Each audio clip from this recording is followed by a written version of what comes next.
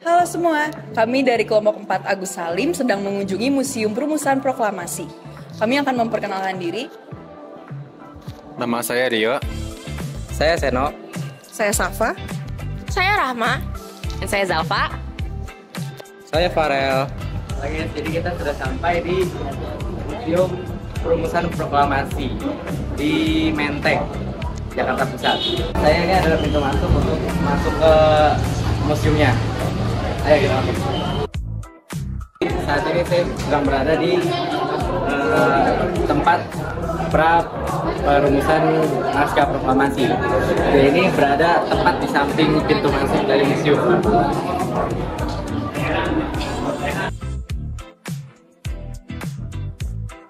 Ini adalah tempat perumusannya naskah proklamasi. Dia berada tepat di samping tempat perumusan naskah proklamasi.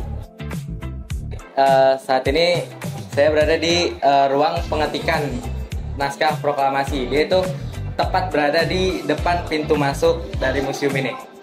Jadi ini adalah ruangan pengesahan naskah proklamasi. Dia berada tepat di bagian kanan pintu masuk. Kalau tadi ruangan perumusannya itu di sebelah kiri, ini saat ini di sebelah kanan pintu masuk. Pada ruang perumusan naskah proklamasi, 3 perumus naskah proklamasi yaitu Insinyur Soekarno, Muhammad Hatta, dan Ahmad Subarjo sepulang dari Rengas Dengklok datang ke rumah Laksamana Maeda untuk merumuskan naskah proklamasi. Pada ruangan perumusan naskah proklamasi, ketiga tokoh tersebut mempersiapkan draft naskah proklamasi dan menyumbangkan pikirannya secara lisan. Setelah penulisan naskah proklamasi selesai dilakukan, Insinyur Soekarno meminta Sayuri Melik untuk mengetik naskah proklamasi. Pada setiap ruangan terdapat papan informasi yang menginformasikan beberapa tokoh yang berkontribusi dalam pengesahan naskah proklamasi. 3 tokoh utamanya yaitu Insinyur Soekarno, Muhammad Hatta, dan Ahmad Subarjo, dan beberapa tokoh lain yang ikut berkontribusi dalam pengesahan naskah proklamasi. Oke, di sebelah ruang pengetikan di sini ada tangga yang akan membawa kita ke lantai 2. Lantai 2 ini kita dapat melihat kalau ruangan-ruangan ini digunakan untuk exhibition untuk mengetahui peristiwa-peristiwa proklamasi secara lebih rinci.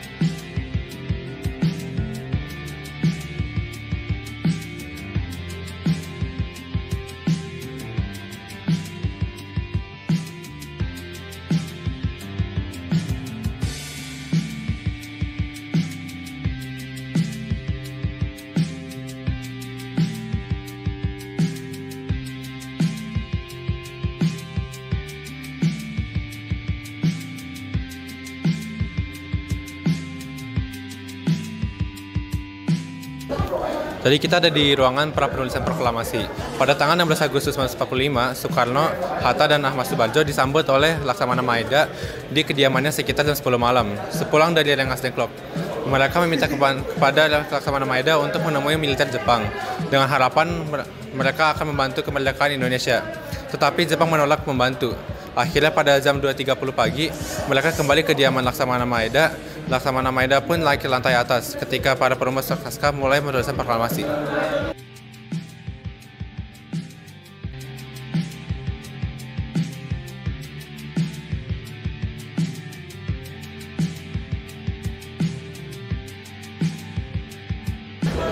Selanjutnya kita akan masuk ke ruangan pengetikan proklamasi Indonesia. Setelah konsep naskah proklamasi yang disusun oleh Bung Karno, Bung Hatta, dan Ahmad Subarjo disetujui oleh Mahathir dan Bung Karno, meminta agar Sayuti Melik mengetik naskah proklamasi tersebut. Sayuti Melik mengetik naskah proklamasi di ruang bawah dekat dapur, ditemani oleh BM dia. Pada saat pengetikan, Sayuti Melik melakukan perubahan ketiga kata tempoh menjadi tempo, kata wakil-wakil bangsa Indonesia menjadi batas nama bangsa Indonesia, begitu pula dalam penulisan hari, bulan, dan tahun.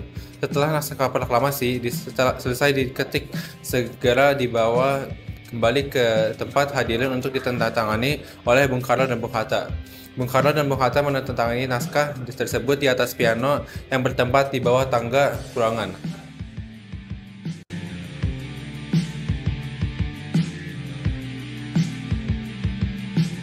Selanjutnya kita ada di ruangan pengesahan dan penandatanganan naskah proklamasi Indonesia. Di sini Soekarno membacakan naskah yang sudah dikonsepkan dan seluruh orang yang ada di ruangan ini setuju dengan konsep yang sudah dituliskan. Nah, kemudian sempat terjadi perseteruan tentang siapa yang akan menandatangani naskah ini.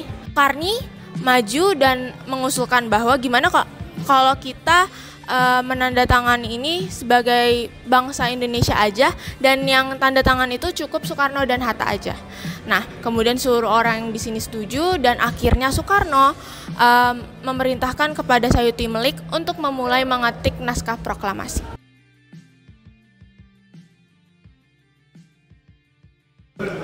Oke, sekarang kita ada di ruangan selanjutnya, yaitu ruang makan Laksana Maeda yang disulap menjadi ruang perumusan naskah proklamasi Indonesia. Nah, pada pukul 3 pagi, tanggal 17 Agustus 1945, Soekarno, Bung Hatta, dan Ahmad Subarjo merumuskan naskah proklamasi di sini. Nah, di sini Soekarno merumuskan naskah proklamasi secara draft, dan Ahmad Subarjo dan Bung Hatta memberi masukan secara lisan. Di sini mereka menulis dan naskah proklamasinya dicoret-coret sebagai tanda pertukaran pendapat mereka.